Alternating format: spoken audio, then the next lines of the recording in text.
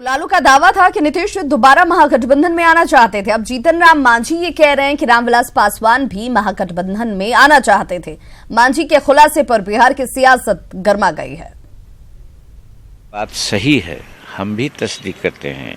जब लालू जी कुछ दिन के लिए पटना में आए थे तो उस समय हमारी वार्ता 1 to 1 हो रही थी। उस समय हमसे उन्होंने पूछा था कि देखो जीतन से रामविलास पासवान का भी टेलीफोन आ रहा है और कुशवाहा का भी टेलीफोन आया है, कांस्टेंट टच में है, और हद तो है कि नीतीश भी कहवा रहा है। जी, मौसम चुनावी है और सियासी खुलासों की बारिश है। लालू परिवार के बाद ताजा खुलासा हम के जीतन राम मांझी ने किया है। ये खुलासा राजनीति के मौसम वैज्ञानिक माने जाने वाले रामविलास पासवान के बारे में है। मांझी का कहना है कि लोजपा के रामविलास पासवान ने भी महागठबंधन में शामिल होने के लिए लालू से संपर्क किया था, लेकिन उन्होंने ही महागठबंधन में शामिल न करने की सलाह दी थी। घाटा भी नहीं आपको है, लेकिन रामविलास पासवान आवेंगे तो आप समझते हैं कि शेड्यूल कास्ट के नेता रह गए हैं, शेड्यूल कास्ट के नेता नहीं है। मांझी के ताजा खुलासे के तुरंत बाद पशुपति पारस सामने आए और मांझी के दावे को खारिज कर दिया। हम लोग आज तक कोई बयान नहीं आया और न तो इस तरह की कहीं कोई चर्चा थी।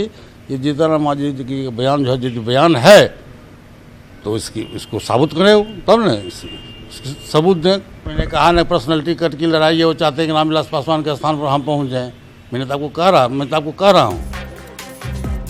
जेडीयू और बीजेपी ने भी मांझी के खुलासे को बेसिर पैर का चुनावी खुलासा करार दिया। तो एनडीए एकजुट है, ये इनको खल रहा है। अब एनडीए में कैसे फूट पड़े, इसके लिए गलत बयानी की जा रही है, बेबुनियाद और मनगढ़ंत बातें कही जा रही है। न हमको इस पर भरोसा है, न बिहार की जनता को इस पर भरोसा है। काम के न काज के, दुश्मन अनाज के हैं वो। न वोट खुद ले सकते हैं, न वोट दिलवा सकते हैं। नीतीश जी के बदौलत पूर्व मुख्यमंत्री कहलाते हैं, इसलिए थोड़ी सी हैसियत हो गई है, वरना पूछता कौन है इनको।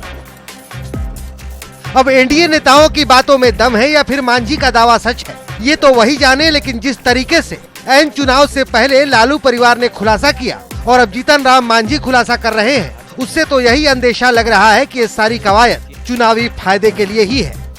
न्यूज़ 18 के लिए पटना से अमित कुमार और नीलकमल की रिपोर्ट। जेडीयू ने आरजेडी अध्यक्ष लालू प्रसाद पर फिर बड़ा हमला बोला है। जेडीयू प्रवक्ता नीरज कुमार ने आरजेडी प्रत्याशियों को लालू प्रसाद के हस्ताक्षर वाले सिंबल बांटने का आरोप लगाया है और चुनाव आयोग से ऐसे तमाम उम्मीदवारों की उम्मीदवारी तत्काल रद्द करने की मांग की जिन्हें लालू प्रसाद के हस्ताक्षर वाले सिंबल दिए गए हैं। नीरज कुमार का यह कहना है कि चूंकि लालू प्रसाद चारा घोटाले में सजा याफ्ता कैदी हैं और वो रिम्स में इलाजरत हैं, उनसे मुलाकात करने का दिन भी फिक्स है। ऐसे में लालू प्रसाद के हस्ताक्षर वाले सिंबल उम्मीदवारों को कैसे दिए जा सकते हैं। उन्होंने लालू से पूछा कि क्या उन्होंने अपने हस्ताक्षर वाले सिंबल जारी करने के लिए कोर्ट से अनुमति ली है, अगर नहीं तो उन्हें यह सिंबल कैसे जारी किया गया। आयुक्त को हमने पत्र लिखा है। माननीय लालू प्रसाद जी पर तो यह आरोप लगातार लगता है कि वो सोशल साइट का इस्तेमाल करते हैं, न्यायिक अभिरक्षा में जो भ्रष्टाचार के मामले में है, वह कोर्ट से अनुमति लेकर के लोगों से मिलने की बात है। शनिवार का दिन लालू प्रसाद जी यह बताइए कि क्या न्यायालय से आपने सक्षम आदेश लिया कि आपके जो उम्मीदवार लड़ रहे हैं चुनाव, उस उम्मीदवार के लिए जो आपने अध्यक्ष के हैसियत से जो हस्ताक्षर किए हैं, क्या इसके लिए आपने अनुमति कोर्ट से लिया है? अगर नहीं लिया है तो चुनाव आयोग इसको गंभीरता से संज्ञान में। तो नाराज चल रहे बीजेपी सांसद सतीश चंद्र दुबे की अमित शाह से मुलाकात हुई। न्यूज़ 18 से बातचीत में सतीश चंद्र दुबे ने बताया कि उन्होंने अपनी व्यथा खुलकर राष्ट्रीय अध्यक्ष के सामने रखी है। अब वो बिहार बीजेपी प्रभारी भूपेंद्र यादव और अपने क्षेत्र के कार्यकर्ताओं के साथ मिल बैठकर बात करेंगे। उन्होंने अमित शाह से मुलाकात को संतोषप्रद बताया। सतीश चंद्र दुबे ने कहा कि वे एक झटके में बीजेपी नहीं छोड़ सकते हैं। बात बहुत संतोषप्रद रही है। व्यथा जो मेरी थी मैंने अपने खुल के बताया और उन्हें खुल के सुना भी। एक गार्जियन अपने एक बच्चे से जिस ढंग से सुनता है और जिस ढंग से एक बच्चा कहता है या घर का नौजवान कहता है, उस ढंग से उन्होंने सुना और हमने कहा भी। तो बात जब संतोषप्रद लगी तो मैं एक्सेप्ट किया और आज हम लोग लौटेंगे बिहार के बाद हम क्षेत्र में जाएंगे, क्षेत्र में कार्यकर्ताओं के बीच में बने रहेंगे और राष्ट्रीय महामंत्री जी भूपेंद्र जी जाएंगे और बिहार प्रभारी, और वहाँ बैठ के एक बार वार्ता हो जाएगी। और एनडीए के, चूंकि देश हित में एनडीए बहुत जरूरी है, मोदी बहुत जरूरी है, और हम 25 साल से भारतीय जनता पार्टी के कार्यकर्ता हैं। एक झटका से मैं इस भारतीय जनता पार्टी को छोड़ दूं, ये कद्दाफी समझ। 2019 में कांग्रेस अध्यक्ष राहुल गांधी को पीएम बनाने के जवाब पर मुकर गई ममता बनर्जी। न्यूज 18 के साथ एक्सक्लूसिव इंटरव्यू में पश्चिम बंगाल के सीएम ने editor in chief Rahul Joshi के सवालों पर बेबाकी से जवाब दिया। आ जाती है तो आगे की प्रतिक्रिया क्या होगी? क्या आप कांग्रेस का सपोर्ट करेंगी, राहुल गांधी को प्रधानमंत्री के रूप में स्वीकारेंगी और सारी पार्टीज मिलकर उनका समर्थन करके सरकार बनाएंगी? देखिए, एक बात अभी हम नहीं कह सकते इसी के लिए। एक बात तो साफ है, लास्ट टाइम में भी हमारा पार्टी कांग्रेस देन तम AIDM के एक ज्यादा था, बाद में तो डिवाइड हो गया। हमारा पार्टी 3rd पोजीशन में थे और रूलिंग पार्टी लेंगे तो 4 नंबर में थे। अभी भी हमारा पार्टी 3 नंबर में तो जरूर आएंगे, ये तो हम विश्वास करते हैं। और हम ये विश्वास करते हैं कि this is not a matter only that I will decide. इससे बड़ा चीज है, इसमें लेट अस डिसाइड टुगेदर। हम चाहते हैं चाहे आंध्र प्रदेश हो, चाहे तेलंगाना हो, चाहे उड़ीसा हो, चाहे बिहार हो, चाहे असम हो, जो भी स्टेट है, हम लोग जो हमारा दोस्त है सबको मिलके एक साथ में बैठ के हमारा नेता चुनेंगे, नेता करेंगे कॉमन मिनिमम एजेंडा प्रोग्राम का ऊपर में। क्या होगा नहीं होगा वो आज हम नहीं बता सकते हैं, लेकिन आप जो कहा है किसी को प्रधानमंत्री बनाने के लिए, I am nobody to say right now about this, and I am nobody to say the comments about any particular person, because हम कलेक्टिव लीडरशिप को विश्वास करते हैं। हेमंत करकरे पर साध्वी प्रज्ञा के विवादित बयान के बाद राजनीति गर्मा गई है। तेजस्वी यादव ने साध्वी के बयान की निंदा की, साथ ही कहा कि बीजेपी बनावटी और दिखावा करने वाली पार्टी है।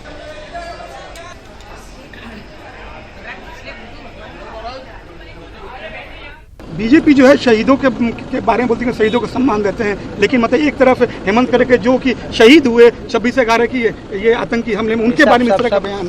बीजेपी का जो अंदर का जो मन है वो साध्वी प्रज्ञा है, जो सोच साध्वी प्रज्ञा की है वही बीजेपी का हिडन दिल में बात है।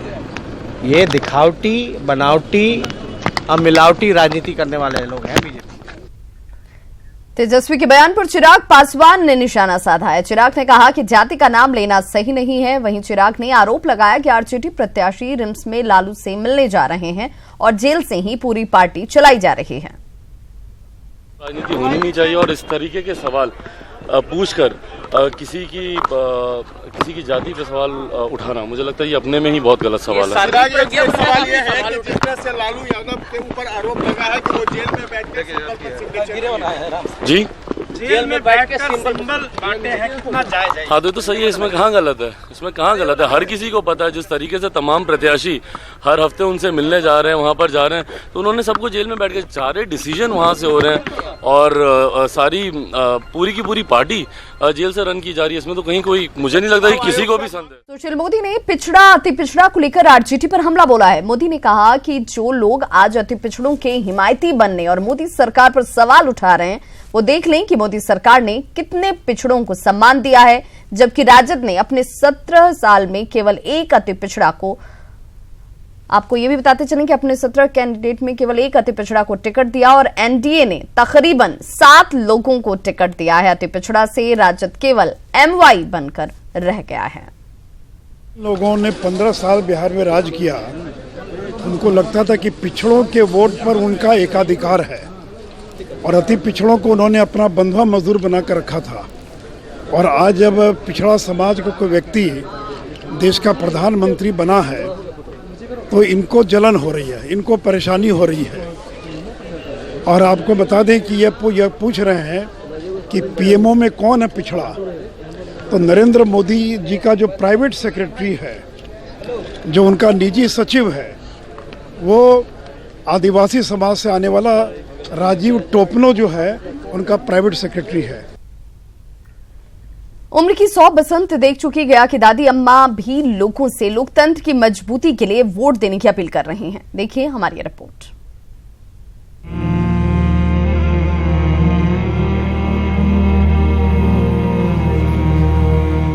चलने में थरथराते पांव, बोलने में लड़खड़ाते होंठ, ये है गया की गीता देवी।